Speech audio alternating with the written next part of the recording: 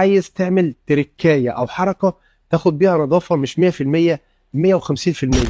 ده احنا بنضيفه على الزيت القديم ونشغل لمدة ربع ساعة تقريبا على الايدل سبيد اللي هي سرعة المحرك وهو والسيارة واقفة، وبعد كده بننزل الزيت القديم وبعد كده بنحط الزيت الجديد. ده الرسمي بتاعه. طب انت عايز تعمل تركاية او حركة تاخد بيها نظافة مش 100%، 150%. نزل الزيت القديم، حط نص كمية الزيت اللي انت بتستخدمها. يعني لو محرك سيارتك بياخد 4 لتر حط 2 بس، طالما السيارة واقفة على أرض مستوية مش بتتحرك بيكون نص الكمية كافية جدا إن هي تزيت الماكينة.